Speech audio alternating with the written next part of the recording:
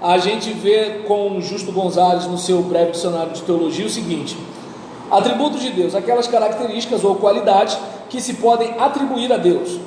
Nós atribuímos a Deus, ou seja, nós, do humano, nos reportamos ao sagrado a partir das coisas que a gente lê nas Escrituras.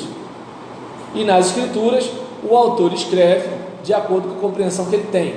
Ou seja, Deus sempre vai ser maior do que o discurso, tanto da Bíblia, quanto vai ser maior do que o discurso do teólogo que interpreta o que o escritor do texto sagrado disse. Aí, mais uma vez, Deus é o totalmente outro.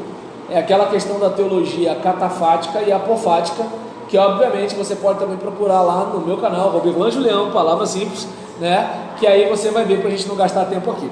E então, tradicionalmente as discussões quanto a como é possível falar a respeito de Deus, ou seja, como podemos conhecer e falar de seus atributos, tem seguido um desses três caminhos.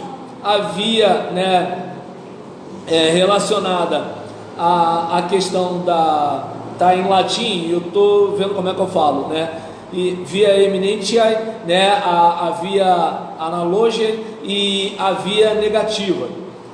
A primeira se baseia sobre a pressuposição de que tudo quanto há de bom no mundo se origina em Deus, ou seja, tudo que é bom é vestígio do Criador, visível na criatura.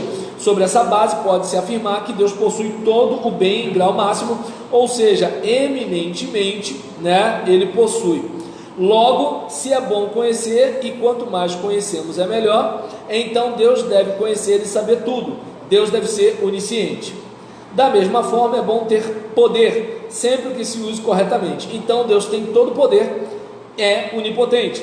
Se o estar presente em algum lugar é melhor que estar ausente, então Deus está presente em todo lugar, é onipresente. A via negativa tem sido entendida de duas maneiras diferentes. No sentido estrito, quer dizer que é impossível atribuir a Deus qualquer atributo humano ou de criatura alguma. E tudo quanto podemos dizer é: Deus não é como. Porque o como está relacionado a algo criado, a algo do céu para baixo, a algo relacionado àquilo que a nossa mente pode compreender. E agora, o Deus não é por quê? Porque como Deus é o totalmente o outro, então a gente pode até dizer o que Deus não é. Agora, dizer o que Deus é complicado, Por quê? Porque a gente só pode a partir do que foi revelado. E o que foi revelado de modo que coubesse na nossa cabeça. E o que coube na nossa cabeça passou pela nossa interpretação. E depois, na nossa explicação da nossa interpretação, olha quanta coisa vai diluindo, Então, tem o que eu penso em falar e o que eu digo. E do que eu digo tem o que você ouviu. E do que você ouviu tem o que você acha que ouviu. E do que você acha que ouviu tem aquilo que você vai falar. Entende? Só que entre o que você ouviu, o que você pensa que ouviu e vai falar, tem o que você pensa em falar.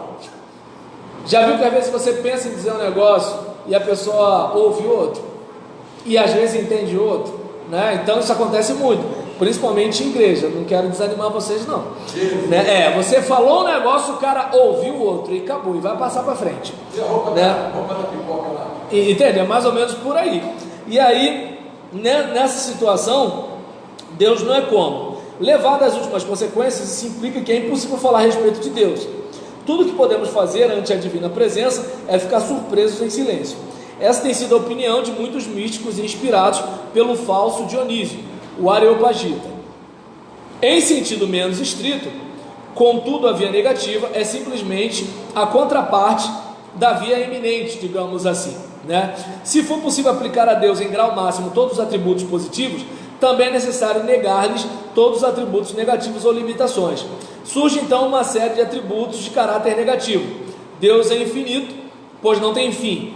É impassível, pois não é capaz de sofrer a ação de um agente externo, exceto se o próprio Deus assim o determinar. Porque ele é impassível. Mas então, como é que ele age aos nossos pedidos? Como é que ele se entristece ante a não sei o que lá? E aí, por isso vem a questão aqui, exceto se o próprio Deus assim o determinar. Deus é imutável, visto que não está sujeito a mudança ou variação alguma. Deus é simples, visto que não pode ser dividido, nem há em Deus contradição interna.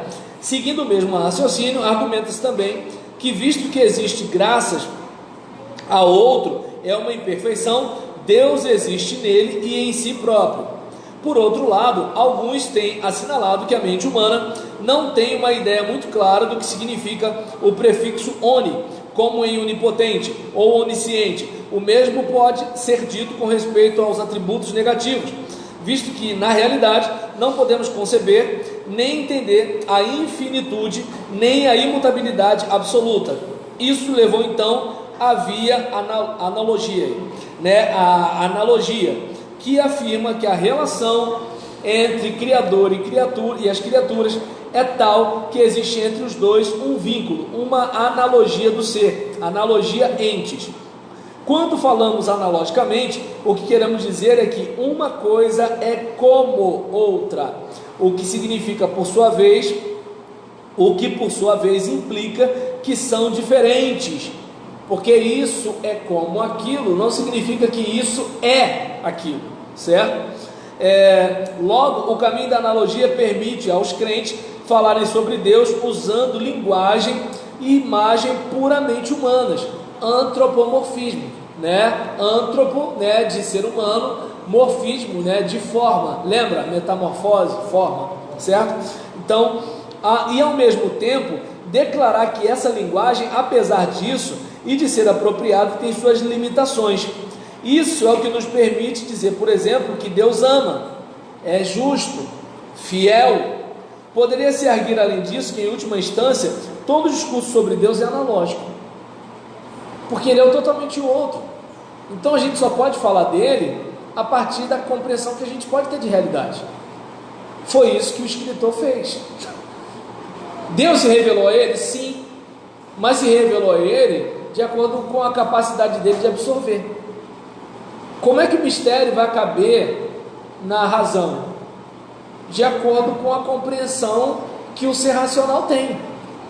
E Deus vai se revelar dentro dessa capacidade, de modo que esse ser possa comunicar a outros seres, para que eles consigam compreender também, certo? E então, o discurso sobre Deus, todo discurso sobre Deus é analógico, visto que os atributos aos quais chegamos mediante a via eminente, assim como aqueles que provêm da via negativa, na realidade são casos de analogia.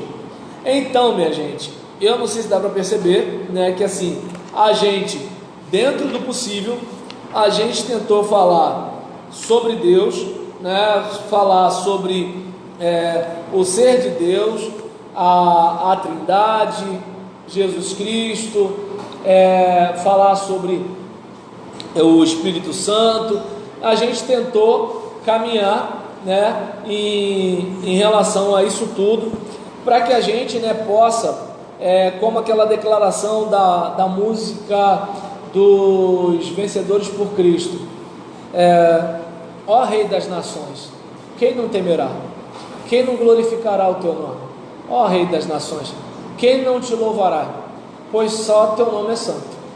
Ou, dono de toda ciência, sabedoria e poder, ó dá-me de beber da água da fonte da vida, Antes que o ar já houvesse, ele já era Deus, se revelou aos seus, do crente ao ateu, ninguém explica Deus.